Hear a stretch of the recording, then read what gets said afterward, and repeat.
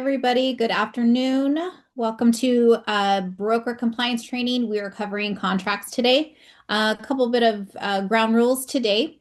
Um, the format of it, I go over the basics and compliance for filling out a residential purchase agreement. If you have any questions at all during the training, please feel free to either raise your hand or unmute yourself and come off mute and ask the question. It can be an interactive class, not just me going over the exact details of the RPA. And the class will be about an hour long. So if you can have the ability to have your camera on and unmute, that would be great. Or unmute when you have questions, that would be great. It just helps a little bit and helps with the flow of the class.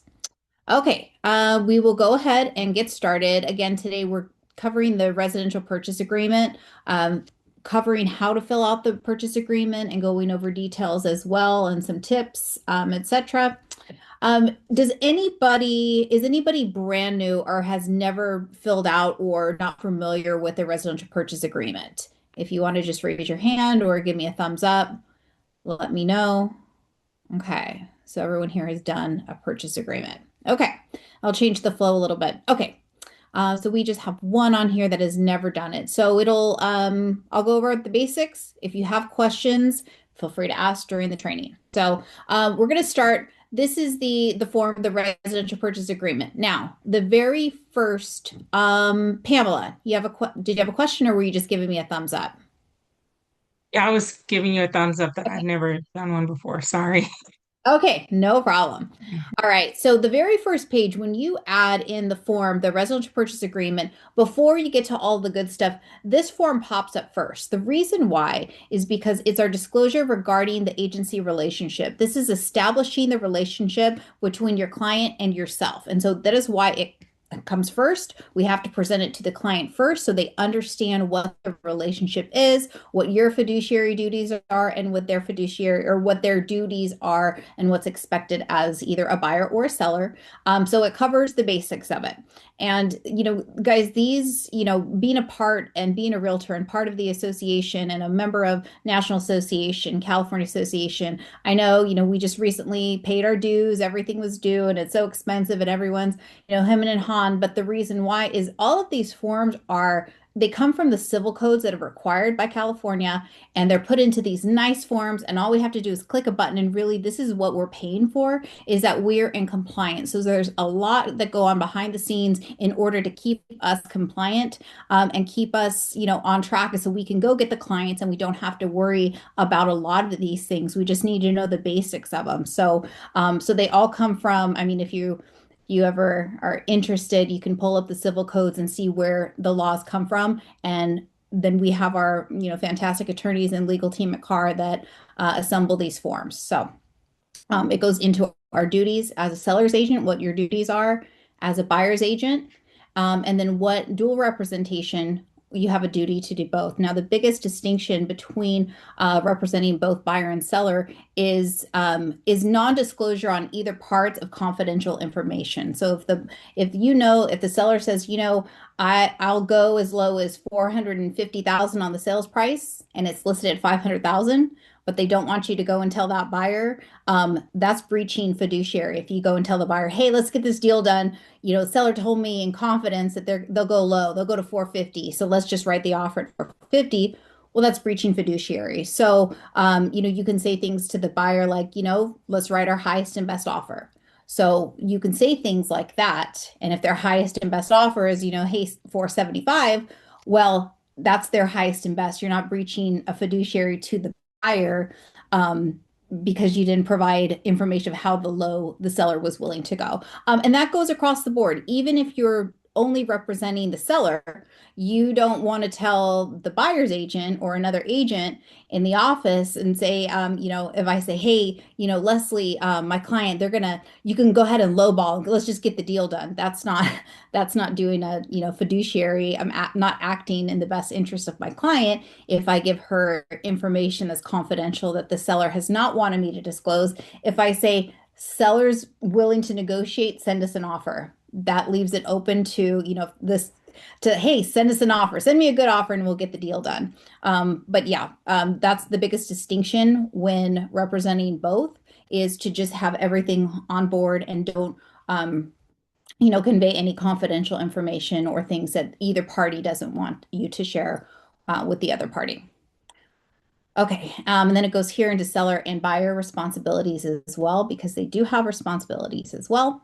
And it advises them too that we are not attorneys or tax preparers, if they do have questions regarding that they seek somebody in that capacity, and that we don't provide legal advice and we don't provide tax advice either. So it can get a little bit of tricky with the 1031 exchanges and things like that. So definitely always defer it to the correct party so that we don't hold ourselves liable for providing information that may be incorrect. Or even if it is correct and something happens later on, they say, hey, Natalia, she advised me on this and she said I wouldn't be taxed.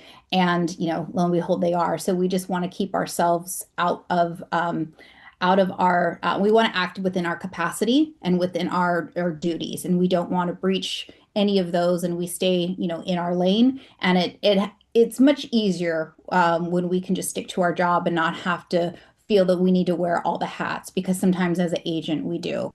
We're doing reports, inspections. We have to, analyze the home inspection. We have to know about termites. And now they're asking tax information. And now they're asking about, insurance information. And so deferring it to the correct parties is the easiest way to keep you out of trouble.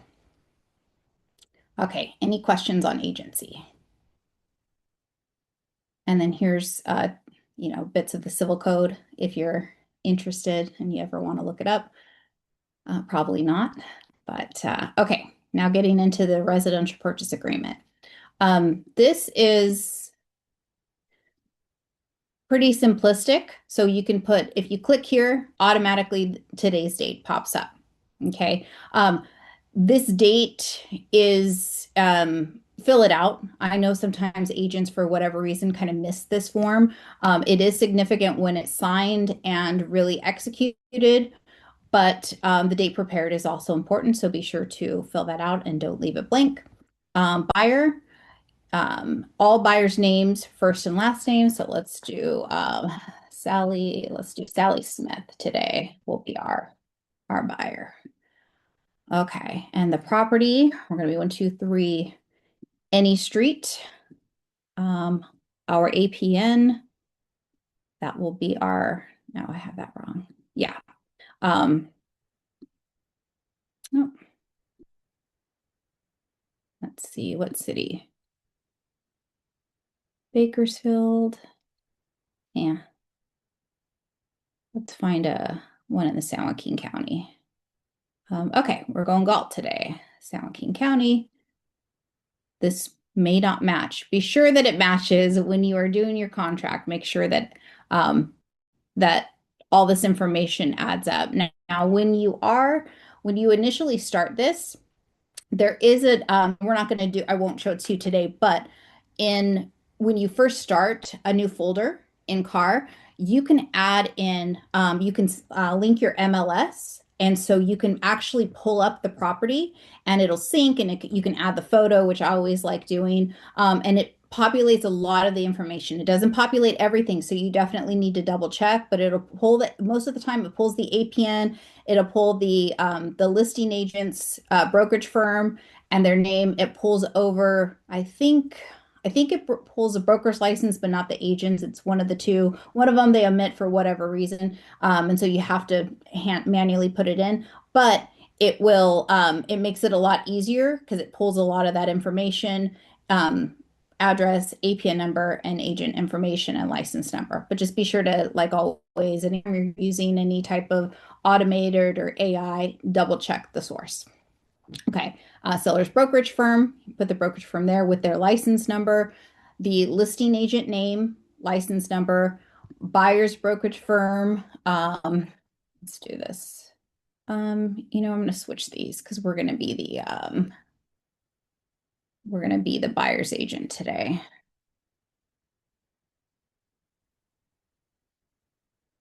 Okay, the seller's agent is going to be a listing agent.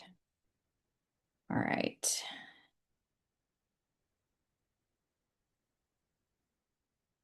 All right, we're going to be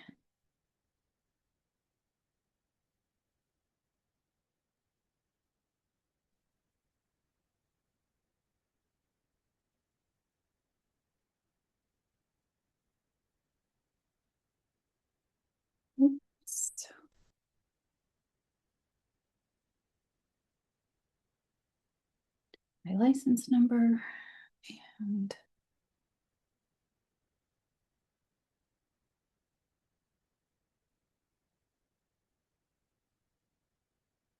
right. And that, just for reference, that is our license number. The brokerage license number for KW SAC Metro is 01485473.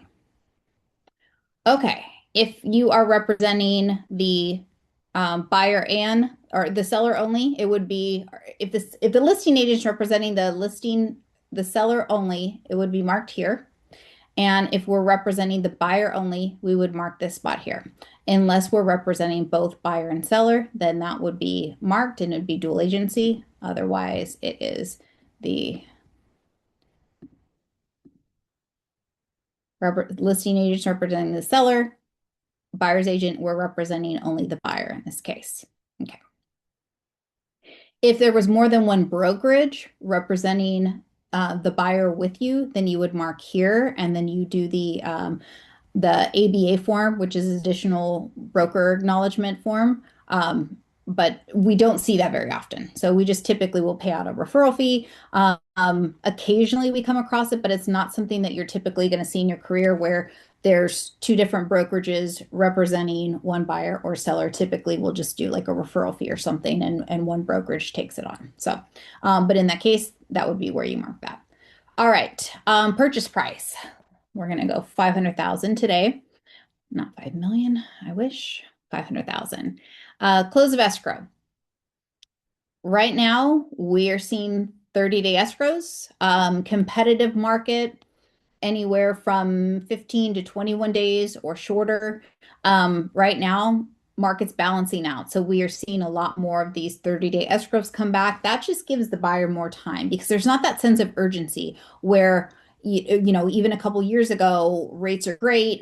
There's a sense of urgency. Hey, we want to get this house. Let's be competitive. We can close in 21 days. We can close in 15-day close of escrow. Everything's shortened. There's this rush, this let's get this house. Now there's more inventory. You know, there's less buyers, more inventory. The market's definitely right in the middle of a shift. Technically, we are still in a seller's market, meaning that there are more listings on the market. We have about 3 to 4 months of inventory.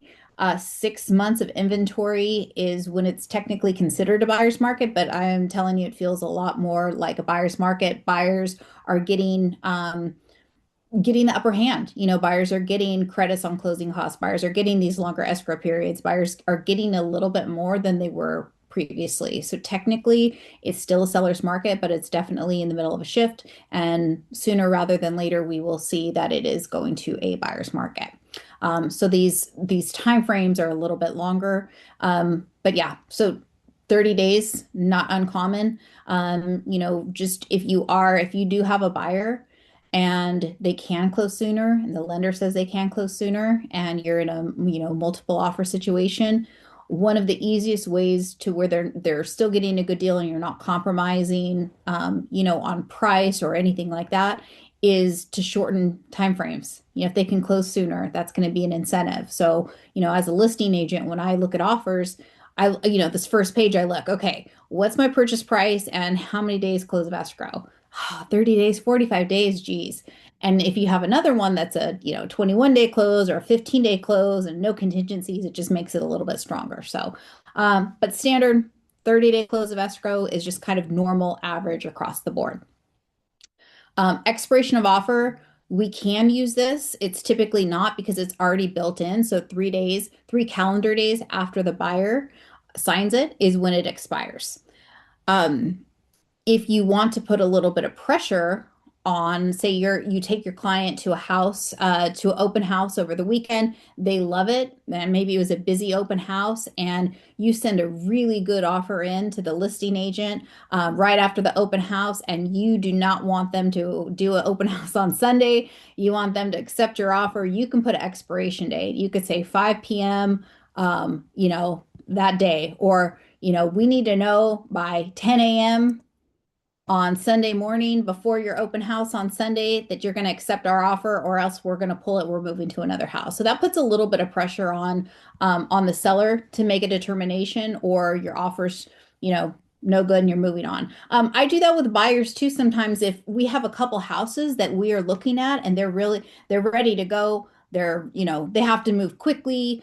And, maybe I do a lot of military and transitional housing. So perhaps they're in, a hotel or they're doing like a short-term stay and they have to buy something quick. And we see three houses and they're like, you know what, let's write offers. We'll do the first one. I'll put an expiration date on that one because if they don't respond back, then we're going to move on to the next. Instead of having several different offers out on different houses and negotiating, it's like, look, here's our first pick. If you don't want to move forward with us, let us know because we're going to move on to the next. And so that is why this expiration is used sometimes. Okay. Initial deposit. Typically it's 1% is standard. 5,000. So it would be 1% of the purchase price.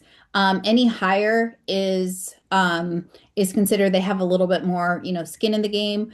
We can see lower ones too, especially with the FHA or the down payment assistance ones. I know 1,000 is kind of if they don't have a lot of money, they're doing a CalHFA. They have their minimal cash, and if it's a FHI buyer, then you'll see a little bit lower of a earnest money deposit. But standard 1%, which they typically should have, right? Clients should have that 1% at least of the purchase price to put down. Okay.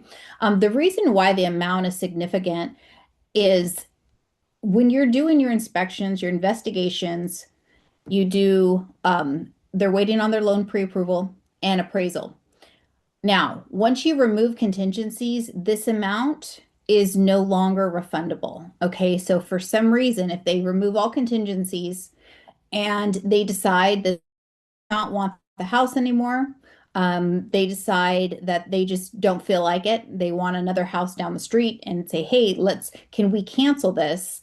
You could say yes, but your deposit may be non-refundable after that. So that's why this amount is important because they're giving that amount to the title company and it's being held in title and escrows holding that amount. So they can dispute it, but they've already given it up, right? So if the seller says, you can't cancel, you need to pay us, and your buyer says, no, we're not going to. Well, if that amount's 10,000, that's going to be a little bit different. If it's 15,000, it's going to be a little bit different discussion than if it's $1,000. And so that's why that number is important. And it also, on the listing side, as a listing agent, if I see a $10,000 EMD, I know that they're very serious about it because they're not going to put up, a larger amount, 2%, in the 2 and 3% range. They're willing to put up a little bit more money, which means they're also, they're at risk of losing that if they don't perform. So it's kind of more skin in the game. It looks a little bit better. But again, our fiduciary is to the client, so we want to be sure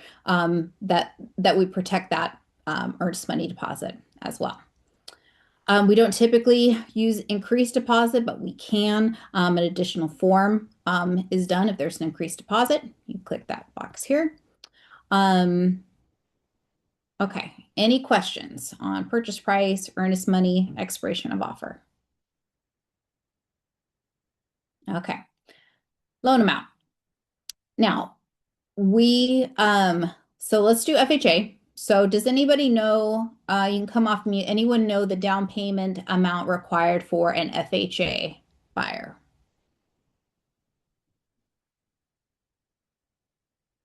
Okay. 3.5% is the minimum down payment required for an FHA buyer. So if our purchase price is 500,000, 3.5% of 500,000 would be 17,500. That's their down payment. So if you subtract 17,500 from 500,000, that gives us our loan amount. Okay, so our loan amount is 482,500. Okay, so 96.5% of the purchase price. That's it's minus 3.5%, 482,500. Are you guys following? Can I get a yes or a thumbs up or something? Yes. Okay, got it. Okay. If they are doing a 20% down, then the amount would be reflected here. Or say if it's a VA, then, the loan amount is going to be 500,000. They're doing 100% of the purchase price. They're financing the full amount. Okay, so that would be adjusted accordingly. But let's do an FHA one for the sake of training. All right. You can add in here if they are very close on their, they need maybe money to buy the rate down. And if they can't get that, then they can't close. You can add that in here. Say they need to buy their rate down 2%. Does anybody know what, or does anybody not know what buying the rate down is or why that is important or relevant? And do you want me to go over it?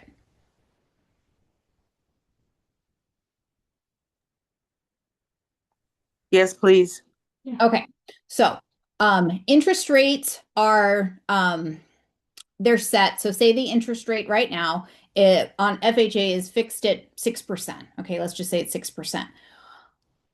The bank what you can do is you can pay down points to have that rate lower. So they call it par pricing. So 6% is the rate. It doesn't cost the client anything. The borrower has a 6% rate. That's what it is based on their down payment amount, their FICO score, etc. Right? They fall into this grid that spits out the rate at no cost to them. It's called par pricing. Okay. Now, if they want their payment lower and say this is their forever home, so they're going to stay in this home forever.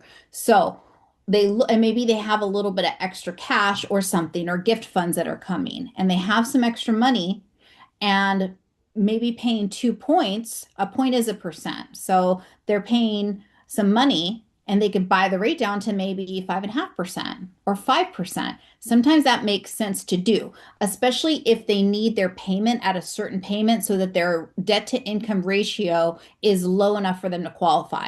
So say they need to pay 2 points to buy that rate down to 5.5% because their max that they qualify for is 5.5% based on 482,500 loan amount over 30 years. That's what they're tapped out at. So in that case, you can put that information here that they need to pay 2 points to buy the rate down in order to get the loan. So this is a contingency. This is contingent on them buying the house. So this is an extra loophole contingency because maybe if they can't buy the rate down, then you can cancel and cancel for your buyer and say, look, they weren't able to obtain it. They really needed to get this done. We couldn't get it. Or maybe they're unable to get it based on this, then they have a reason to cancel. So that's what this information here is for. Pamela, go ahead. You have a question? Yes, what's the difference in buying down as opposed to putting more down? Just putting more down on the down payment. Good question. So putting more down would just do a reduction of the loan amount. So if they put more money down, then it reduces that loan amount.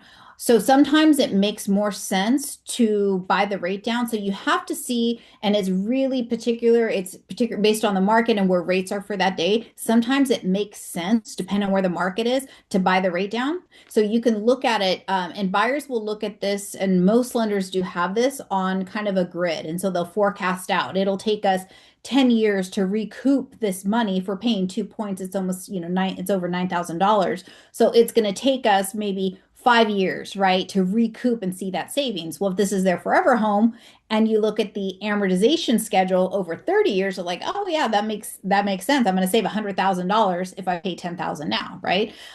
Or sometimes it will not make sense to pay. And yeah, they could maybe even keep it in their bank account instead of putting that money down if they're not going to see significant savings. If there's not going to be a significant savings, the same thing with the down payment.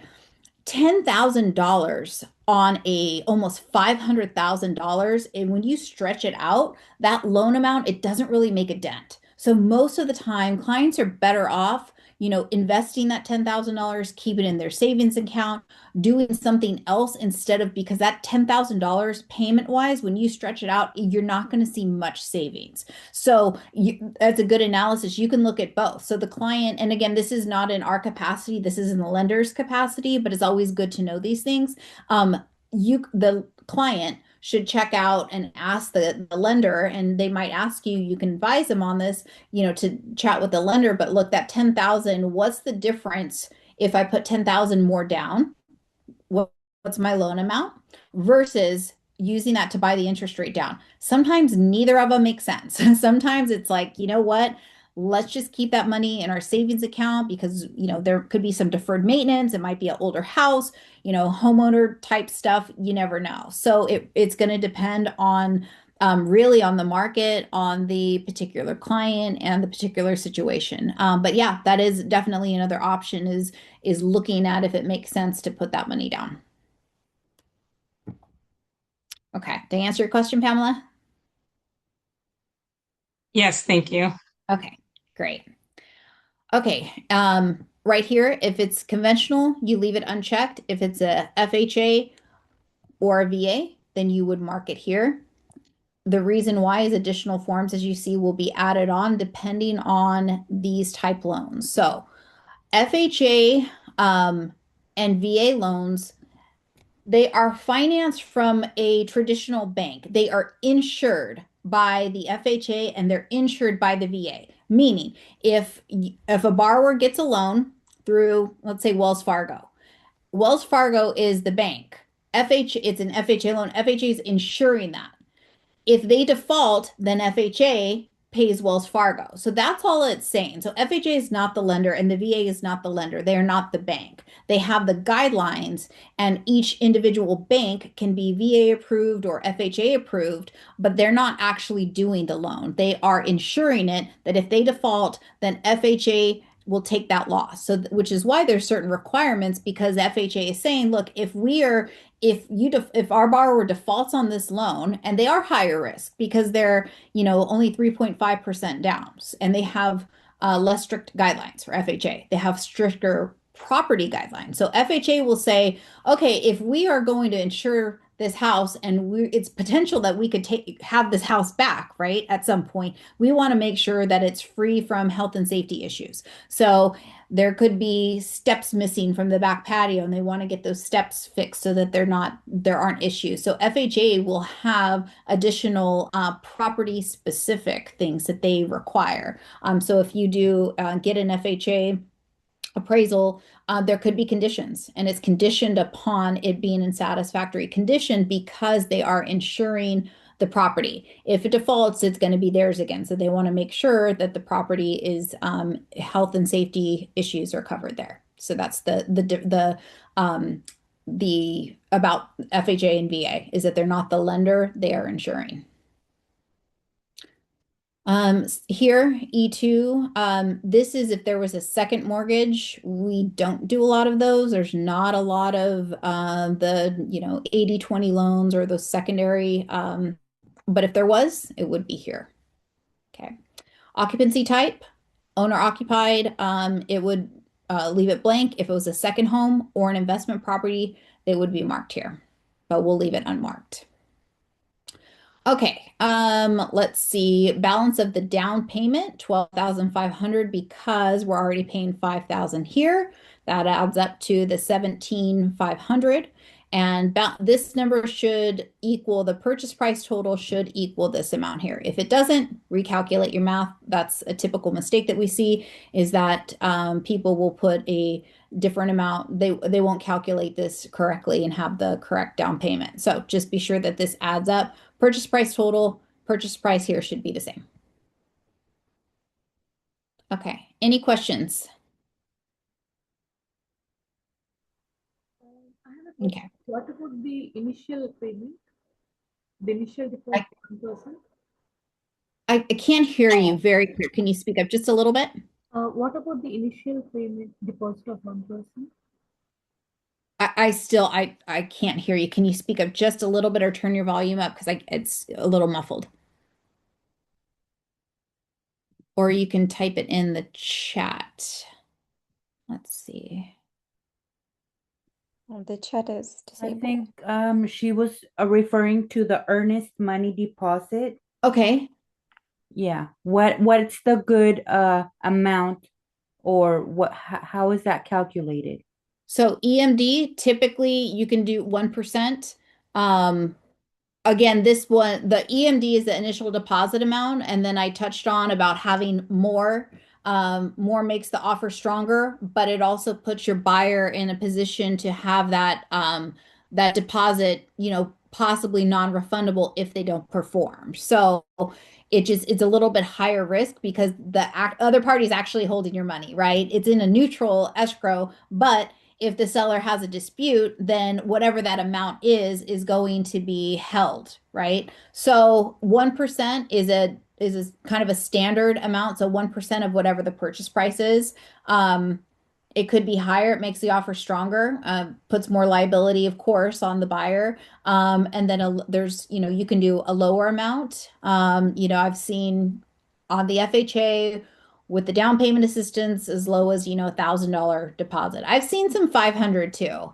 But whatever amount. So there's not to answer the question in legal terms, there's no minimum amount of deposit. It has to be something because in order to have a valid contract, you have to have consideration. So offer acceptance consideration are required for a valid contract. So it doesn't matter the amount.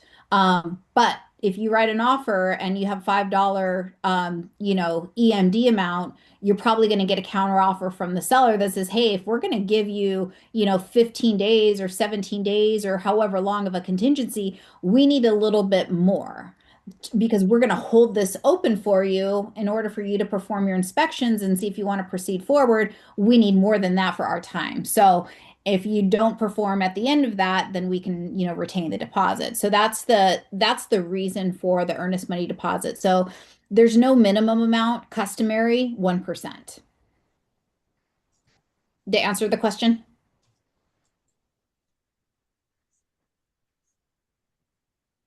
Okay.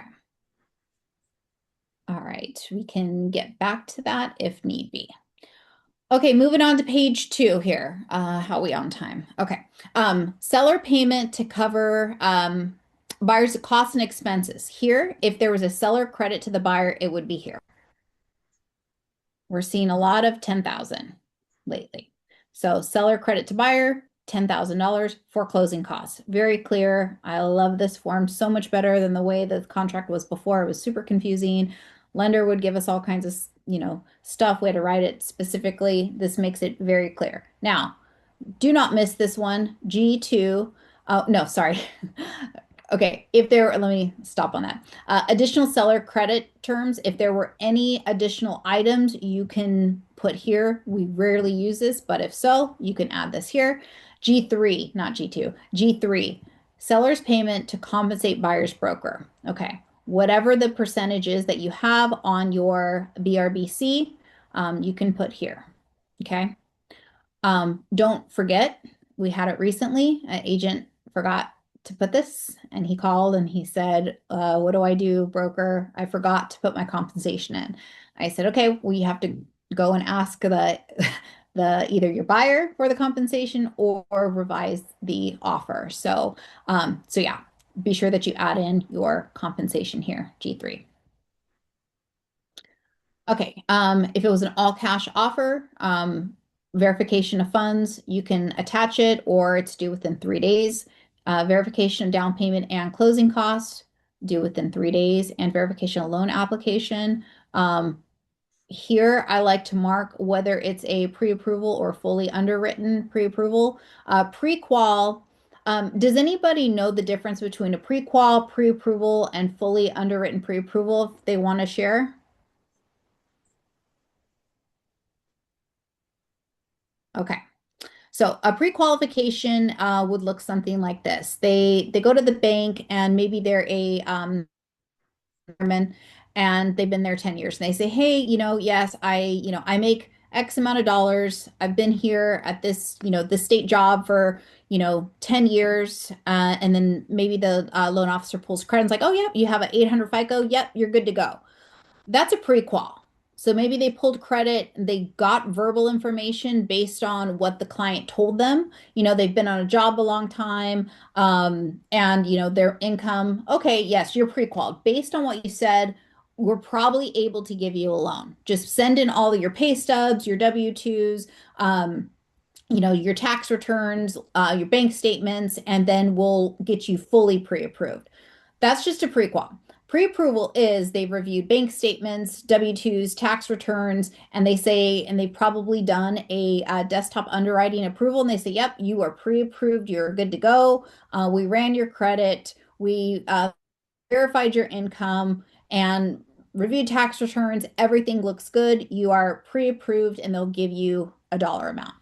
Fully underwritten pre-approval. So if I have a client who we've gone to contract, we're fully underwritten, and maybe the house didn't work out, but we've done everything that we need to do, and their house is just to be determined. So the approval is fully underwritten, the underwriter's seen it, given us conditions, and we're just waiting on a house, basically, then I will mark that fully underwritten pre-approval. So that's when that will happen. So typically banks, the lenders, they're not going to fully underwrite a loan until you have a property, because there's so many buyers, as we know, that they're interested in buying and then they don't, right? So we wait until they have a pre-approval, and they wait until they have a contract and a property address, an exact purchase price, and then move forward with it, order the appraisal, and then get it fully underwritten. So that's the difference here in the distinction.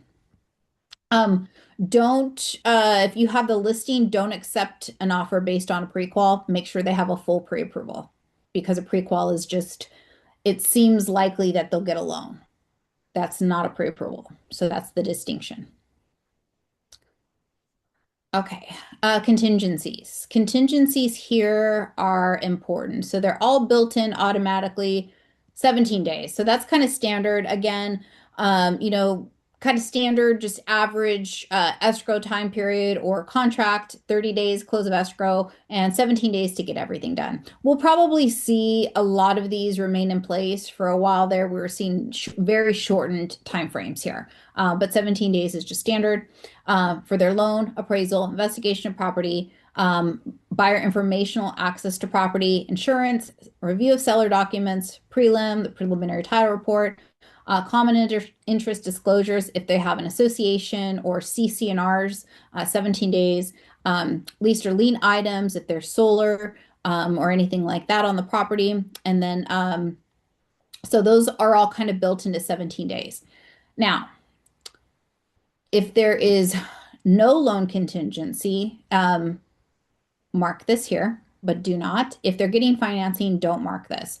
No appraisal contingency, that can be marked too. Don't do it. So we don't do that because so you've heard it from your broker. If anyone has a question, have them call me. Don't write offers without contingencies in place. There's so many more ways that you can do a shortened contingency period, right? You can do 5 days, which is just as good as the no contingency. But what you were saying when you write an offer for your client that there's no appraisal contingency, that means that whatever the appraisal comes in at, if you're writing an offer at $500,000 and that appraisal comes in at $450,000, they have to pay the difference of $50,000 in cash outside of their pocket.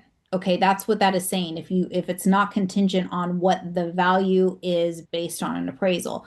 Now, if it's cash, it doesn't matter because you don't need a loan or an appraisal on a cash deal, so that doesn't matter. But if you have a finance deal, do not write non-contingent offers. Okay. If you are accepting an offer, if you have the listing and you're accepting an offer where things are non-contingent, there are still loopholes. Okay, so if you have a listing and you get an offer and you're going to accept a non-contingent offer, just be sure that you send in before acceptance or during negotiations your transfer disclosure statement and all disclosures, because the one loophole is the review of the TDS, which is the transfer disclosure statement. So even though it's removing all contingencies, it's still, there are loopholes and certain protections that are set in place. And so if you have a listing and you are accepting a non-contingent offer, be sure to send all those seller disclosures up front, because that eliminates that. Once you send it, then they have 5 days to review. So be sure that you send it in upon acceptance. That way it is not a loophole, essentially, kind of just to get in the door. I know that I haven't seen it a lot lately, but during kind of the peak of the 2020, 2021, that craze,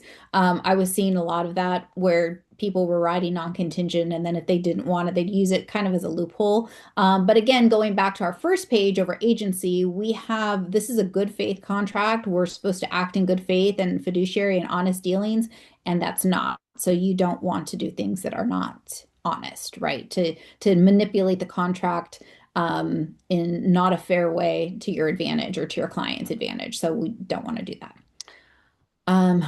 If you want to shorten those timeframes, then you can shorten anything here. If you're, I also operate in San Diego, which is still a very competitive market. So we do shortened investigation time periods, appraisal. So it's all, 7 to 10 days inspections and full investigation. So that's typically, even still now what we're used to. Okay. Any question on contingencies?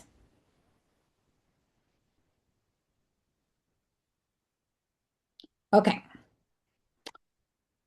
Oh, real quick, sale of buyer's property. So if your buyer, if you have the house listed as well and they're making this offer, but it's contingent on their sale of their house, this has to be marked here. So be sure to mark this COP. That puts that in place, the time frame that they have in order to that they have a contingency in place. So they have to sell in order to buy. If they can't sell, that's a loophole that they can get out of based on maybe they need the funds or they can't have two houses. And so, yeah, be sure to mark that if it is contingent. And be sure to mark it. It's kind of hidden here, and sometimes it won't be marked for whatever reason. I think maybe people just miss it because it's such a small thing here, and then you're kind of negotiating. You're like, wait a minute, is it contingent? So be sure to mark that there. All right, time of possession. Typically what standard is upon recording. So your loan will fund, title company will advise everyone that the lender has funded, yay, and then they're waiting for recording. So recording can happen depending on when the loan funds, it can happen in the morning, sometimes the afternoon. So once it's recorded, recording means that the deed is stamped, ownership has officially been transferred, the seller no longer owns it, it's been switched over to the buyer. And so be sure that don't give keys or access unless it's in writing before recording. Okay. It's not good practice to do that. You just never know what'll happen. They start moving in early, a slip and fall, etc. So just be sure that you make sure it's upon recording, or if maybe the seller needs time. So 6 p.m. on the date of close of escrow is, not something that's, uncommon to do either if they have to move out. So just be sure their time of possession, when it's recorded, ownership transfers. SIP, this is the seller in possession, okay?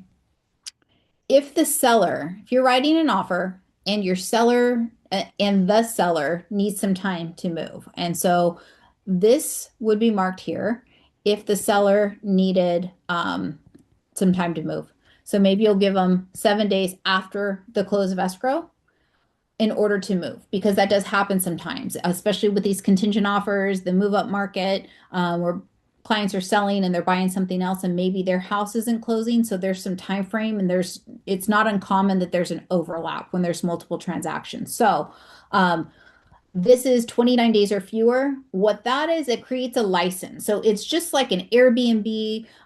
They don't have tenancy rights. All they have is a license to be in the property for a short amount of time, 29 days or fewer, where they're in the property. Now, if it goes longer than 29 days, if we're going 30 days or more, this is creating tenancy. So then now the seller has tenant rights. Be sure to, if this is one of your first deals, be sure to talk to compliance, Rachel or Kim, your TC, before we do this. If you have any questions, or your coach, be sure, because this is where it gets a little bit tricky.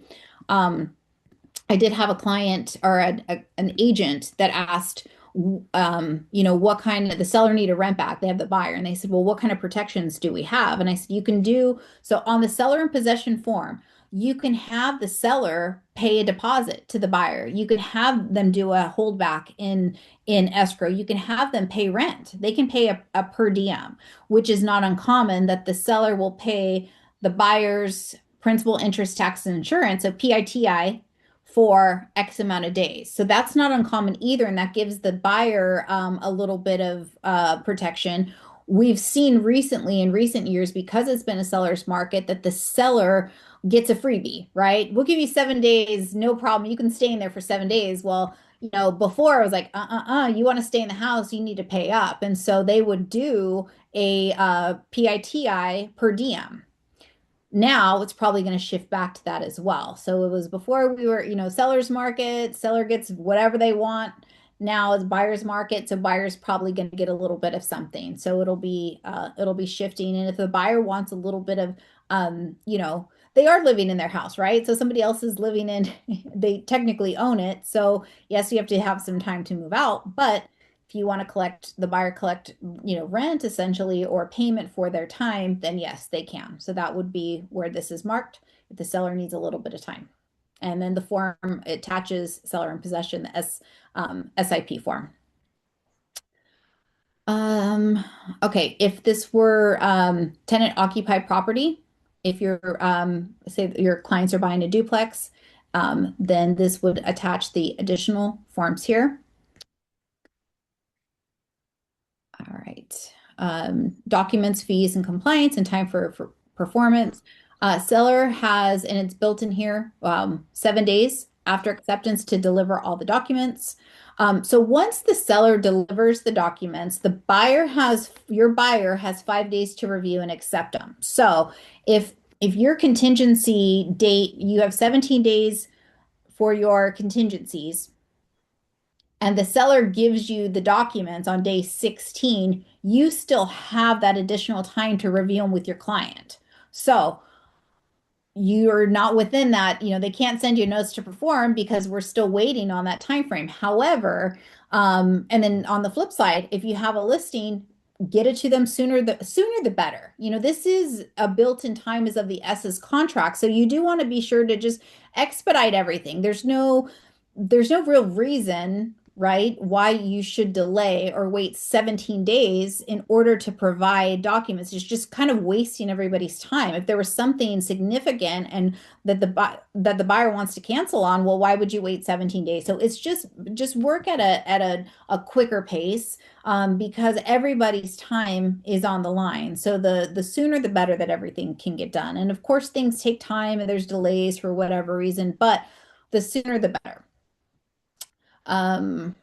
Let's see if there's anything else here. Nope. Okay, moving on to page 3 of the contract. Any questions? Either you guys are quiet today or I am just so good that you guys understand everything. So one of the two. All right. Items included and excluded in the sale. You can mark here whatever you want to be included or excluded.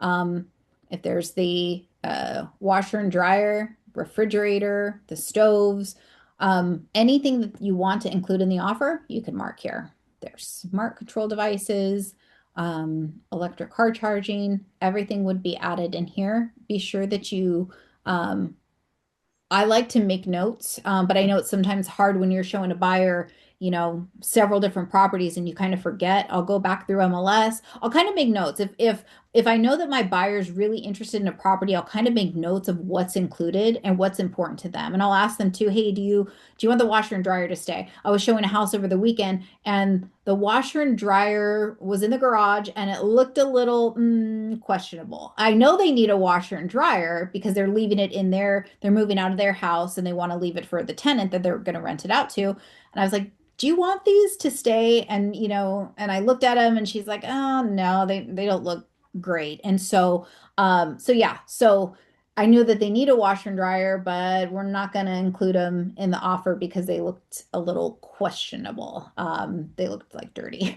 So I don't know if I don't know if I'd want to wash my clothes in that washer either. So so be sure to you can look back through photos in MLS and you know when you're doing your walkthrough with your client, asking things that they want to leave or not. If there are any additional items you want included. I think I told you guys this. I don't know if anyone you're on here before, but I had a listing and the client wanted they went back and forth over the shower curtain, right? And which was like an odd thing, but he just wanted that shower curtain for whatever reason. So I was like, okay.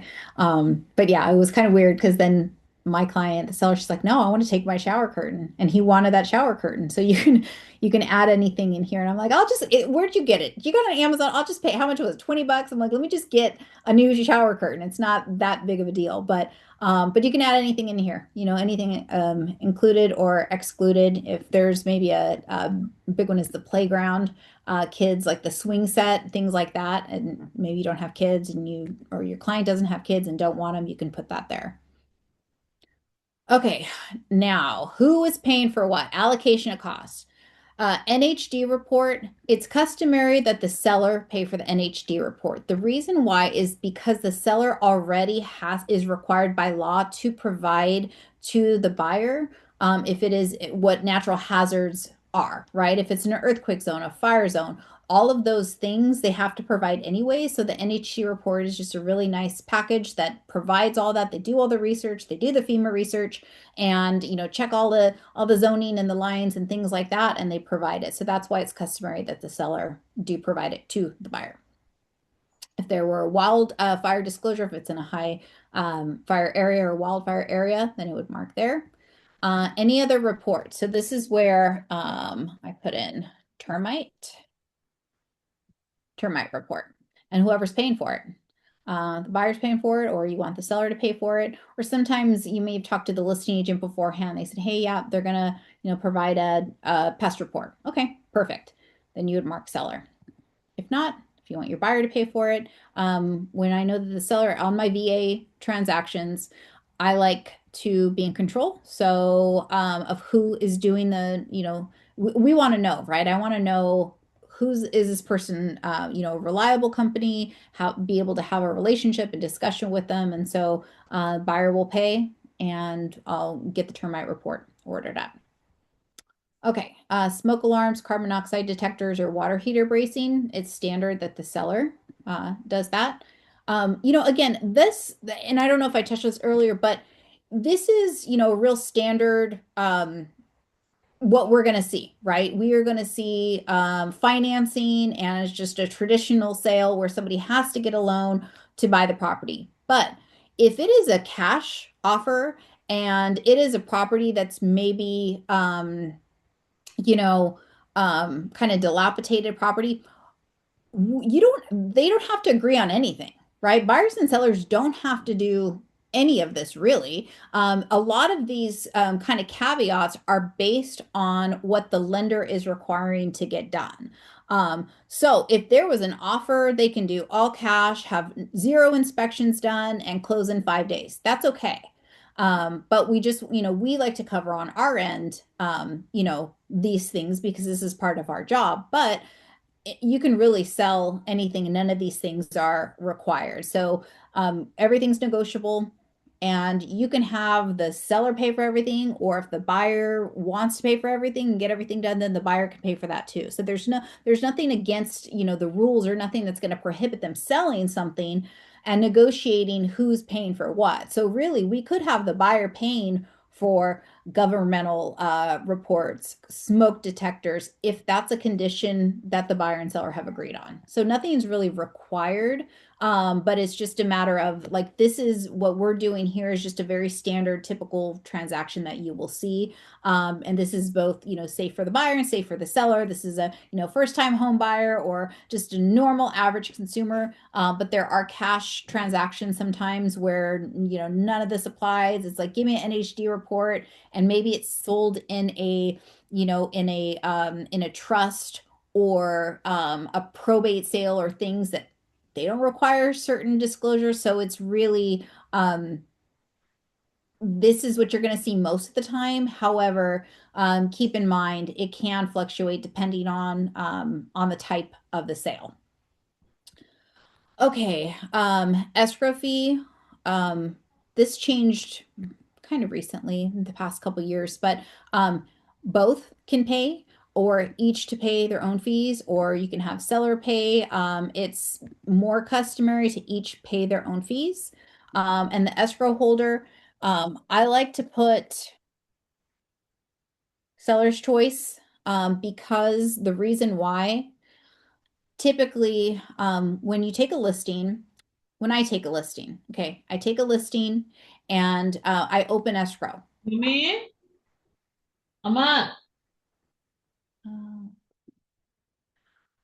So when I take a listing, I open escrow and I get the preliminary title report. That will give me all the information about the property, and I check to see, are there any liens on the property? Are there any taxes? Are there any child support liens? Is it an association? Are there CC&Rs? So it gives you all the property information. And I also get a payoff demand ordered.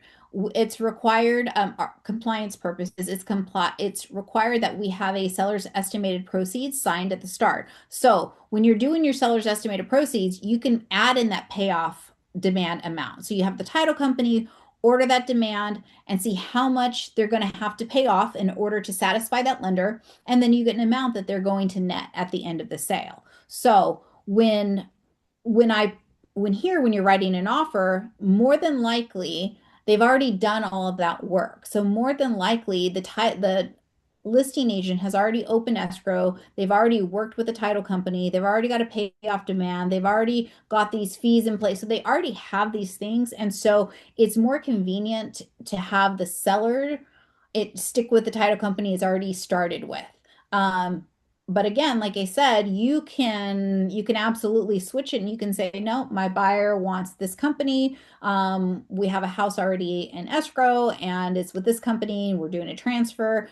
We're going to use this company. Okay, so it could be negotiable, but just customary seller's choice. And those are the reasons why, because the seller has probably already done some work and the title company has already done some work on that transaction.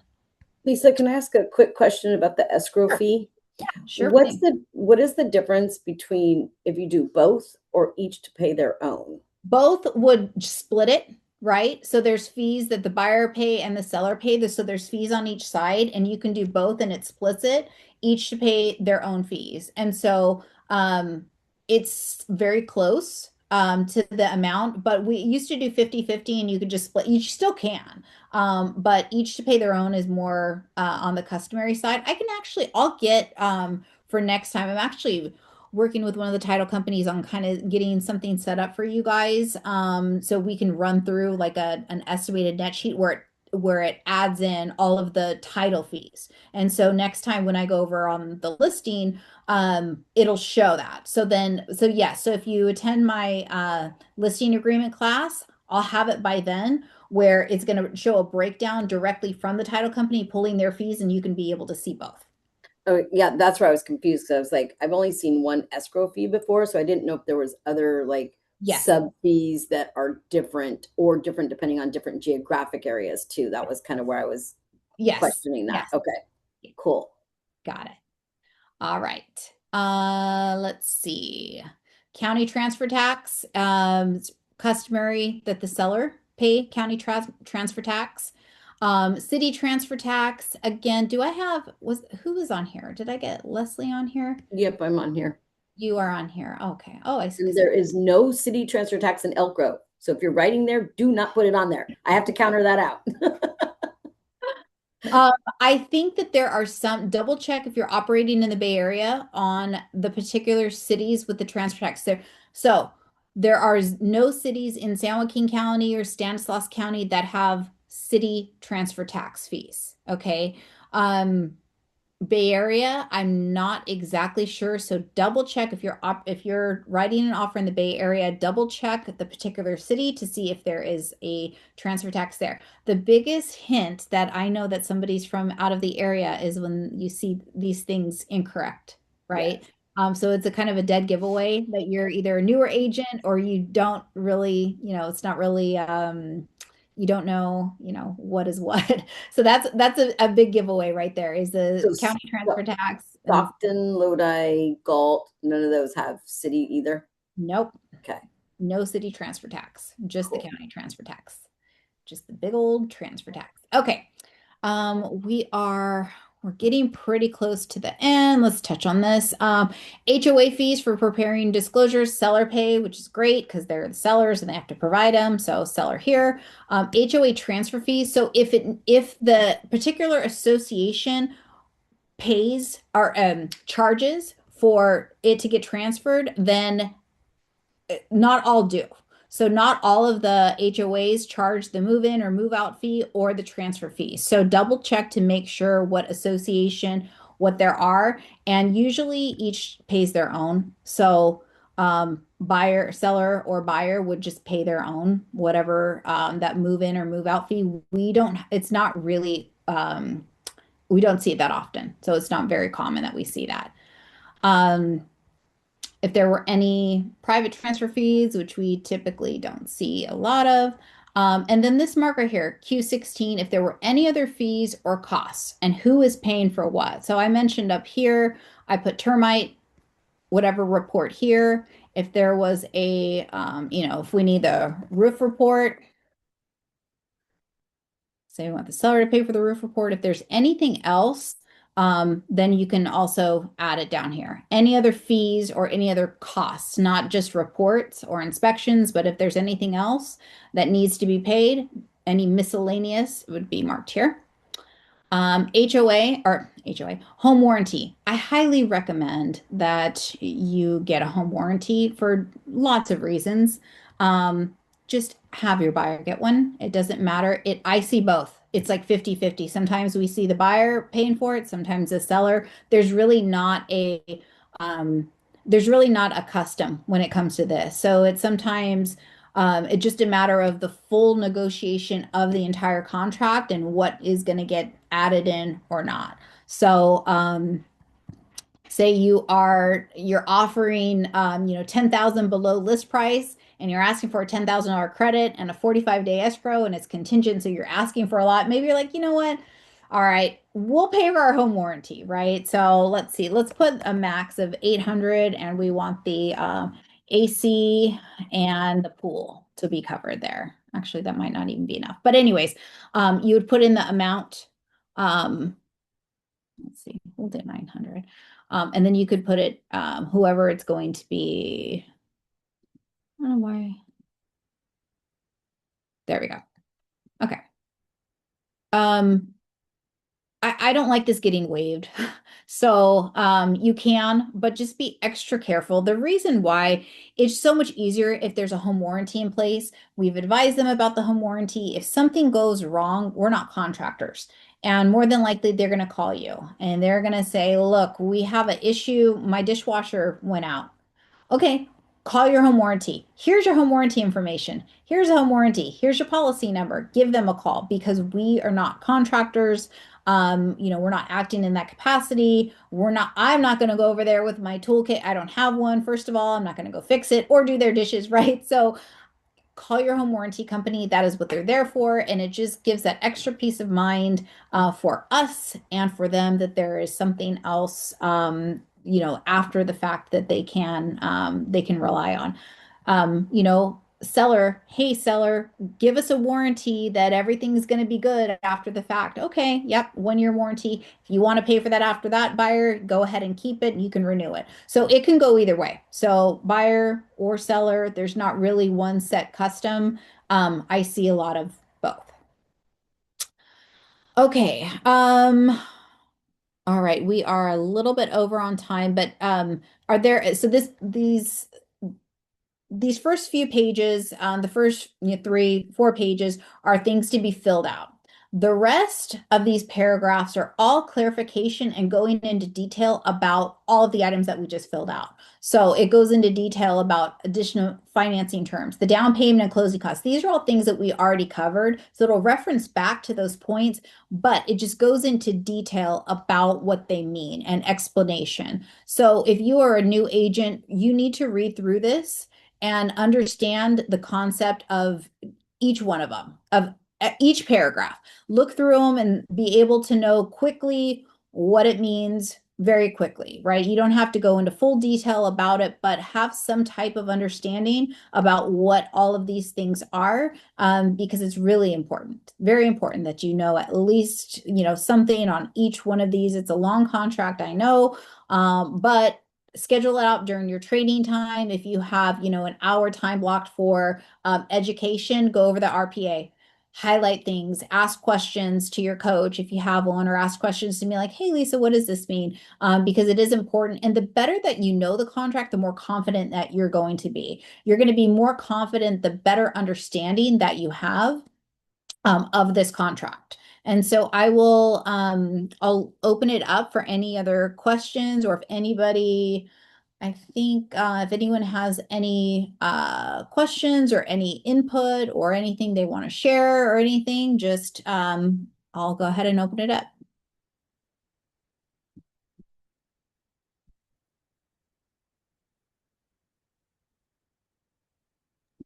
Hey, Lisa, do Yeah. you recommend, I do this with my own clients, but do you recommend when somebody says, hey, I want to write an offer and this is what I want to do, that they follow it up with an email, like saying, this is the price, these are kind of the terms I'm looking at, or we send an email and then ask them to confirm? What is your best practice?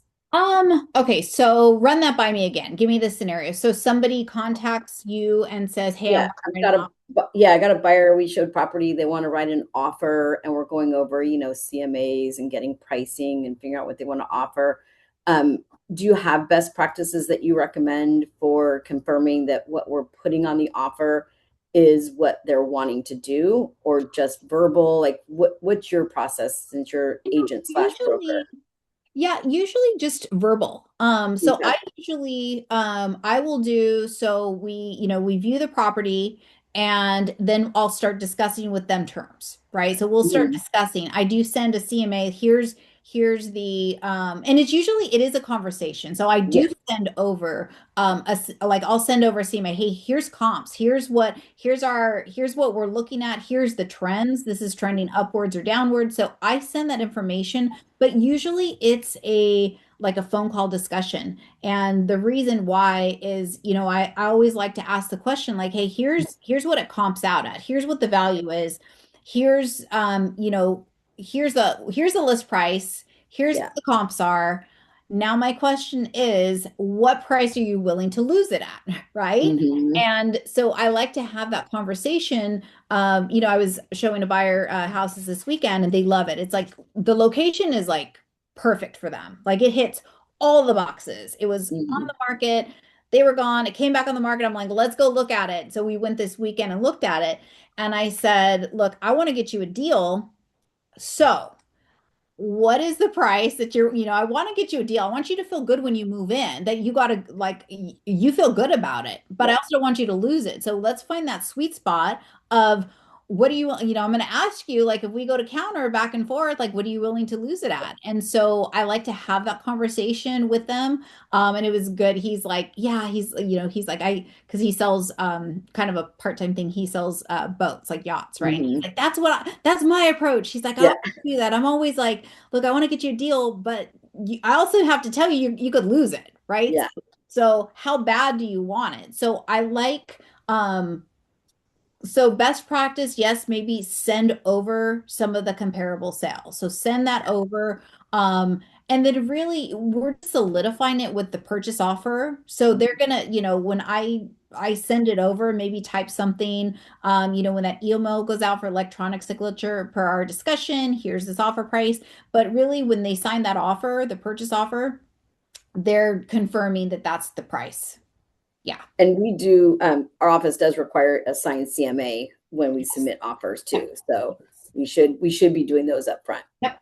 Okay. Yep. Sign CMA. And then on the listing side, the seller's estimated proceeds. So yes, just it's all of these things that seem small or seem that don't matter until it does, right? And so all of these things that we have in place, you guys, like it might seem like we're doing a lot, right? Like, oh my gosh, I have to send this until something goes wrong and you're like, nope, here's my CMA, here's this, and then you're fine and you're totally compliant and everything is good. And you're like, nope, I did my job. And it's like, I can rest easy knowing that I was in compliance. I did everything I was supposed to do. And, the seller, you don't get down to closing, like, wait a minute, you never told me this. You never said this. I didn't know I was only getting X amount of dollars back. I didn't know how much you were charging, because people will say that. A, maybe they are lying, or B, they didn't know. They truly don't know sometimes. They think something and there's all this information coming at them. And it's just like I've, talked for, an hour and 10 minutes, all this information coming at you guys as agents, right? Now imagine a consumer who's either bought their house 10 years ago and hasn't been involved in a real estate transaction since then, or somebody who's buying a house for their first time.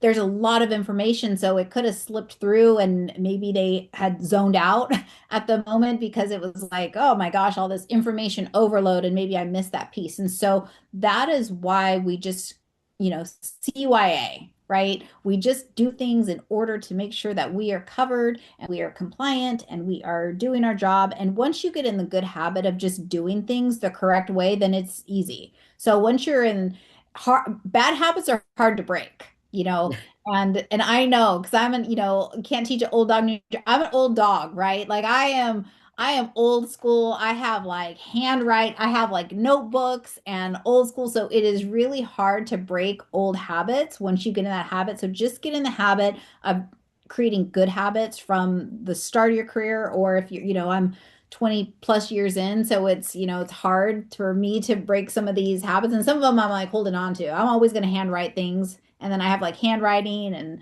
electronic and whatever. But yeah, just make it your focus to create good habits and best practices as part of your job moving forward. So, okay. Leslie, do you want to add anything else in? No, I think there's like I always tell everybody, Lisa teaches the legal way to do everything.